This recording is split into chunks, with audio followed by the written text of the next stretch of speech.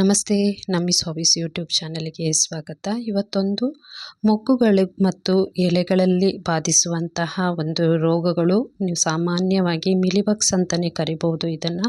ಇದು ಎಲೆಗಳನ್ನು ಕೂಡ ನಾಶ ಮಾಡುತ್ತೆ, ಹಾಗೆ ಮೊಗ್ಗುಗಳನ್ನು ಕೂಡ ನಾಶ ಮಾಡುತ್ತೆ. ಇದಕ್ಕೆ ಒಂದು ಬೆಸ್ಟ್ ಪರಿಹಾರ ಏನು ಅಂದರೆ ಹರ್ಬಲ್ ಪೆಸ್ಟಿಸೈಡ್, ಅಂದರೆ ಒಂದು ಹರ್ಬಲ್ ಕೀಟನಾಶಕವನ್ನು ಮಾಡೋದು ಹೇಗೆ ಅಂತ ತಿಳಿಸ್ಕೊಡ್ತಾ ಇದ್ದೀನಿ. ಹಾಗೆ ಮಣ್ಣಿನಲ್ಲಿ ಕೂಡ ಕೀಟಗಳು ಇದ್ದು ಮಣ್ಣುಗಳನ್ನು ಕೂಡ ಫಲವತ್ತತೆಯನ್ನು ಹಾಳು ಮಾಡುತ್ತೆ.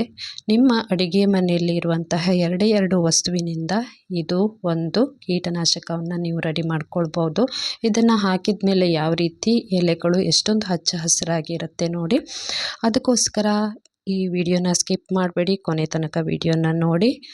ಮಾಮೂಲಾಗಿ ಮನೆಯಲ್ಲಿ ನಮ್ಮ ಮನೆಯ ಅಡುಗೆ ಮನೆಯಲ್ಲಿ ಈ ಸಾಂಬಾರು ಪದಾರ್ಥ ಅಂತೂ ಇದ್ದೇ ಇರುತ್ತೆ. ಇದಕ್ಕೆ ದಾಲ್ಚಿನ್ನಿ ಚಕ್ಕೆ ಅಂತ ಕರಿತೀವಲ್ವ, ನಿಮ್ಮ ಕಡೆ ಏನಂತ ಕರೀತಾರೋ ಗೊತ್ತಿಲ್ಲ, ಕೆಲವು ಕಡೆ ಒಂದೊಂದು ಹೆಸರಲ್ಲಿ ಕರೀತಾರೆ. ಇದನ್ನು ಏನು ಮಾಡಬೇಕು ಅಂದರೆ ಇವತ್ತಿನ ಮೇನು ಇದೇನೆ, ಅಂದರೆ ಮೇನ್ ಇಂಗ್ರೀಡಿಯೆಂಟ್ಸೇ ಇದೇನೆ. ಚಕ್ಕೆ, ದಾಲ್ಚಿನ್ನಿ ಚಕ್ಕೆಯನ್ನು ಒಂದು 7-8 ಚಕ್ಕೆನ ತಗೊಂಡು ಇದನ್ನು ಚೆನ್ನಾಗಿ ಪುಡಿ ಮಾಡಬೇಕು.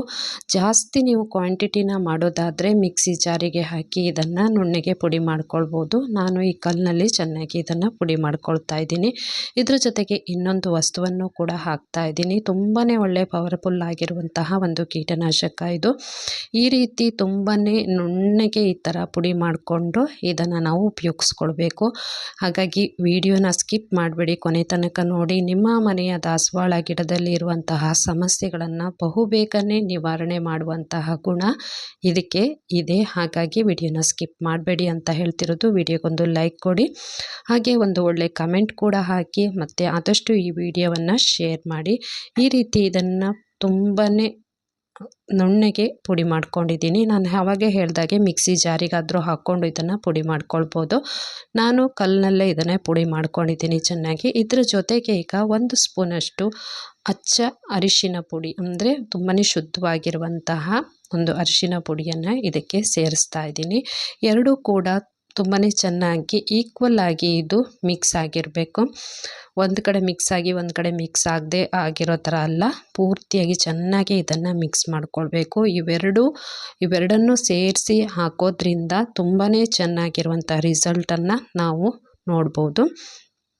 ಅಷ್ಟೊಂದು ಒಳ್ಳೆ ಪವರ್ಫುಲ್ ಆಗಿರುವಂತಹ ಒಂದು ಕೀಟನಾಶಕ ಇದು. ದಾಸವಾಳ ಗಿಡದ ಎಲೆಗಳಿಗೂ ಕೂಡ, ಹಾಗೆ ಪಾಟಲ್ಲಿರುವಂತಹ ಮಣ್ಣುಗಳಿಗೂ ಕೂಡ ಇದನ್ನು ಹಾಕ್ಬೋದು. ಯಾವುದೇ ರೀತಿಯ ತೊಂದರೆ ಇದರಿಂದ ಆಗೋದಿಲ್ಲ, ಯಾಕಂದರೆ ಇದು ಕೆಮಿಕಲ್ ಪೆಸ್ಟಿಸೈಡ್ ಅಲ್ಲ, ಇದು ಹರ್ಬಲ್ ಪೆಸ್ಟಿಸೈಡು. ಹಾಗಾಗಿ ಇದನ್ನು ಆರಾಮಾಗಿ ನೀವು ಗಿಡಗಳಿಗೆ ಹಾಕ್ಬೋದು, ಎಲೆಗಳಿಗೂ ಕೂಡ ಹಾಗೆ ಮೊಗ್ಗುಗಳಿಗೂ ಕೂಡ ಇದನ್ನು ಹಾಕಿದರೆ ಯಾವುದೇ ಥರದ್ದು ತೊಂದರೆ ಇಲ್ಲ. ಈ ರೀತಿ ನೋಡಿ, ಗಿಡಗಳ ಎಲೆಗಳು ಈ ರೀತಿ ಎಲ್ಲ ಹುಳಗಳು ತಿಂದು ಯಾವ ರೀತಿ ಆಗಿದೆ ಅಂತ ತುಂಬಾ ಅಸಹ್ಯವಾಗಿ ಆಗಿಬಿಟ್ಟಿದೆ. ಹತ್ರ ಕಟ್ ಮಾಡಿದೆ. ಇದೇನಂದರೆ ಇದು ಮಿಲಿಬಗ್ಸು ಹೌದು, ಮತ್ತು ಇನ್ನೊಂದು 2 ಥರದ್ದು ಹುಳಗಳು ಕೂಡ ಇರೋದ್ರಿಂದ ಇದೇನು ಮಾಡುತ್ತೆ, ಎಲೆಗಳನ್ನು ಪೂರ್ತಿಯಾಗಿ ಈ ಥರ ಹಾಳು ಮಾಡಿ, ನಾವು ಒಂದಕ್ಕೊಂದು ಪಕ್ಕ ಪಾಟ್ಗಳನ್ನು ಇಟ್ಟಾಗ ಇವೇನಾಗುತ್ತೆ ಅಂದರೆ ಪಕ್ಕದ ಪಾಟ್ನಲ್ಲಿರುವಂತಹ ಇನ್ನೂ ಒಳ್ಳೆ ಗಿಡಗಳನ್ನು ಕೂಡ ಹಾಳು ಮಾಡುತ್ತೆ, ಮೊಗ್ಗುಗಳನ್ನು ಹಾಳು ಮಾಡುತ್ತೆ, ಎಲೆಗಳನ್ನು ಈ ರೀತಿ ಹಾಳು ಮಾಡುತ್ತೆ. ಹಾಗಾಗಿ ಇದು ಆರಂಭದಲ್ಲೇ ನಾವು ಇದನ್ನು ಗುರುತಿಸ್ಕೊಂಡು ಇದಕ್ಕೆ ಒಳ್ಳೆಯ ಪರಿಹಾರವನ್ನು ಕಂಡುಕೊಂಡ್ರೆ ಮತ್ತೆ ಉಳಿದಿರುವಂತಹ ಗಿಡಗಳನ್ನು ಕೂಡ ನಾವು ಚೆನ್ನಾಗಿ ಕಾಪಾಡ್ಕೊಳ್ಬೋದು. ಮಾಮೂಲಾಗಿ ದಾಸವಾಳ ಅಂತಲ್ಲ, ಮಲ್ಲಿಗೆ ಗಿಡ, ಯಾವುದೇ ಗಿಡ ಆದರೂ ಕೂಡ ಎಲ್ಲ ಕಾಲದಲ್ಲೂ ಕೂಡ ಕೀಟಗಳ ಬಾಧೆ ಬಂದೇ ಬರುತ್ತೆ. ನಾವು ಎಷ್ಟೇ ಒಳ್ಳೆಯ ಕೀಟನಾಶಕವನ್ನು ಸಿಂಪಡಿಸಿದರೂ ಕೂಡ ಅದು ಬಂದೇ ಬರುತ್ತೆ. ಅದಕ್ಕೆ ಏನು ಮಾಡಬೇಕು, ನಾವು ಆವಾಗ ಈ ರೀತಿ ಹರ್ಬಲ್ ಕೀಟನಾಶಕ, ನಾನು ಈ ಹಿಂದೆ ಕೂಡ ಒಂದು ಪವರ್ಫುಲ್ ಆಗಿರುವಂತಹ ಕೀಟನಾಶಕ ವಿಡಿಯೋನ ಹಾಕಿದ್ದೀನಿ. ನೋಡದೇ ಇದ್ದವರು ನಾನು ಡಿಸ್ಕ್ರಿಪ್ಷನಲ್ಲಿ ಲಿಂಕನ್ನು ಹಾಕಿರ್ತೀನಿ, ನೋಡಿ. ನಾನು ಇದನ್ನು ಝೂಮ್ ಮಾಡಿ ತೋರಿಸ್ತಾ ಇದ್ದೀನಿ. ಆದರೂ ಕೂಡ ತುಂಬಾ ಸಣ್ಣದಾಗಿರುವಂತಹ ಹುಳ ಆಗಿರೋದ್ರಿಂದ ಇದೇನಾಗುತ್ತೆ, ಅಷ್ಟೊಂದು ನಮ್ಮ ಕಣ್ಣಿಗೆ ಗೋಚರಿಸಲ್ಲ, ಅಷ್ಟು ಬೇಗನೆ ಗೋಚರಿಸಲ್ಲ. ನಾವೇನು ಮಾಡ್ತೀವಿ ಅಂದರೆ ಇದನ್ನು ತುಂಬಾ ಪರೀಕ್ಷೆ ಮಾಡಿ, ಗಿಡಗಳ ಬಗ್ಗೆ ನಾವು ತುಂಬಾ ಆಳವಾಗಿ ಪರೀಕ್ಷೆ ಮಾಡಿದಾಗ ಮಾತ್ರ ನಮಗೆ ಇದೆಲ್ಲ ಕಣ್ಣಿಗೆ ಕಾಣಿಸ್ತಾ ಇರುತ್ತೆ. ಇದೇನಾಗುತ್ತೆ, ಇನ್ನೂ ಜಾಸ್ತಿಯಾಗಿ, ನಾನು ಇನ್ನೊಂದು ಬಾಕ್ಸಲ್ಲಿ ಕೊಟ್ಟಿದ್ದೀನಿ ನೋಡಿ ಪಿಕ್ಚರು, ಆ ರೀತಿಯಾಗಿ ಪೂರ್ತಿ ಗಿಡಗಳು ಹಾಳಾಗುತ್ತೆ. ಮೊಗ್ಗುಗಳು ಕೂಡ ಬೇಗನೆ ಗ್ರೋ ಆಗಲ್ಲ.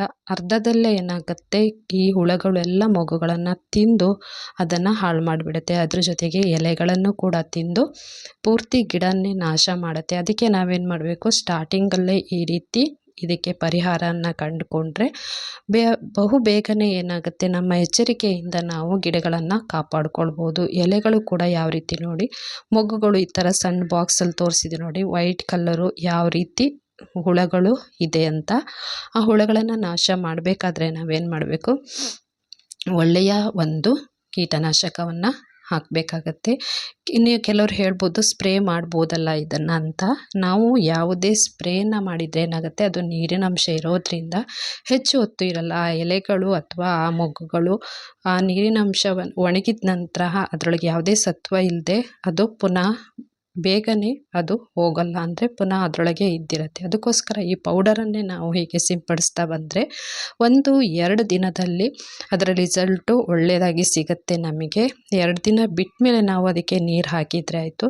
ಸ್ಪೂನಲ್ಲಿ ಬೇಕಾದರೂ ಹಾಕ್ಬೋದು, ಇಲ್ಲ ಕೈಯಲ್ಲಿ ಸಹ ಇದರ ಪುಡಿಯನ್ನು ಉದುರಿಸ್ಕೊಳ್ತಾ ಬರ್ಬೋದು. ಎಲೆಗಳಿಗೂ ಕೂಡ ಹಾಗೆ ಮೊಗ್ಗುಗಳಿಗೂ ಕೂಡ ಉದುರಿಸಿ 1-2 ದಿನ ಬಿಟ್ಟ ಮೇಲೆ ನಾವು ನೀರನ್ನು ಹಾಕಿದರೆ ಆಯಿತು. ಅಷ್ಟರೊಳಗೆ ಏನಾಗುತ್ತೆ ಅಂದರೆ ಎಲೆಗಳಲ್ಲಿ, ಎಲೆಯ ಸಂದಿಯಲ್ಲಿ ಅಂದರೆ ಕೆಳಭಾಗದಲ್ಲಿ ಎಲ್ಲ ಈ ಹುಳುಗಳೇನಾದರೂ ಇದ್ದರೆ, ಮೊಗ್ಗಳು ಕೂಡ ಹುಳುಗಳು ಇದ್ದಿದ್ದೆಲ್ಲ ಕೂಡ ನಾಶವಾಗುತ್ತೆ. 2 ದಿನದ ನಂತರ ನಾವು ನೀರನ್ನು ಹಾಕಿದ ಮೇಲೆ ನಮಗೆ ಗೊತ್ತಾಗುತ್ತೆ ಪೂರ್ತಿಯಾಗಿ ಅದು ಹೋಗಿರುತ್ತೆ, ಪೂರ್ತಿ ಸತ್ತೋಗಿರುತ್ತೆ.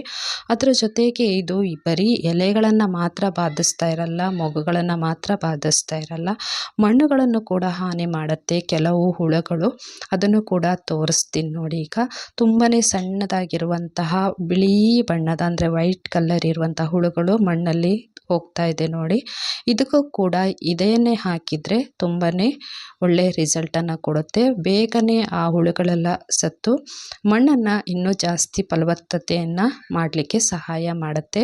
ಈ ವಿಡಿಯೋ ಎಲ್ಲರಿಗೂ ಇಷ್ಟ ಆಗಿದೆ ಅಂತ ಅಂದ್ಕೊಂಡಿದ್ದೀನಿ. ಗಾರ್ಡನ್ ಬಗ್ಗೆ ತುಂಬಾ ಒಳ್ಳೊಳ್ಳೆ ಟಿಪ್ಸ್ ಇರುವಂಥ ವಿಡಿಯೋಗಳು ನನ್ನ ಚಾನಲ್ನಲ್ಲಿದೆ. ಪ್ರತಿಯೊಂದು ವಿಡಿಯೋಗಳನ್ನು ನೋಡಿ ಒಂದು ಲೈಕ್ ಮಾಡಿ, ಹಾಗೆ ಚಾನಲಿಗೆ ಸಪೋರ್ಟ್ ಮಾಡಿ. ನಿಮ್ಮೆಲ್ಲರ ಸಹಕಾರ ಯಾವಾಗಲೂ ನನ್ನ ಚಾನಲ್ ಮೇಲೆ ಇರಲಿ.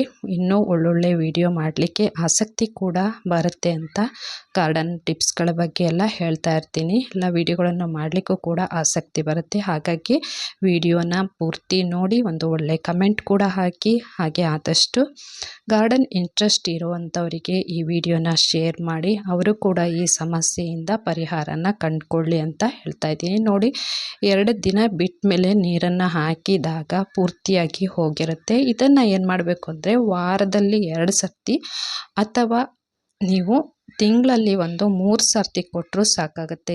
ಇದನ್ನು ಸಿಂಪಡಿಸ್ತಾ ಬಂದರೆ ಒಳ್ಳೆಯ ರಿಸಲ್ಟ್ ನಿಮಗೆ ಸಿಗುತ್ತೆ. ಕೆಮಿಕಲ್ ಇರುವಂತಹ ಯಾವುದ್ಯಾವುದೋ ಕೀಟನಾಶಕ ತಂದು ಸಿಂಪಡಿಸಿ ಗಿಡಗಳನ್ನು ಹಾಳು ಮಾಡಲಿಕ್ಕಿಂತ ಈ ಥರ ಹರ್ಬಲ್ ಕೀಟನಾಶಕಗಳನ್ನು ನೀವೇ ರೆಡಿ ಮಾಡಿಕೊಂಡು ಕೊಡೋದ್ರಿಂದ ಗಿಡಗಳಿಗೆ ಯಾವುದೇ ರೀತಿ ತೊಂದರೆ ಕೂಡ ಆಗೋದಿಲ್ಲ. ಹಾಗಾಗಿ ಈ ವಿಡಿಯೋ ಇಷ್ಟ ಆದರೆ ಒಂದು ಲೈಕ್ ಮಾಡಿ. Thank you so much.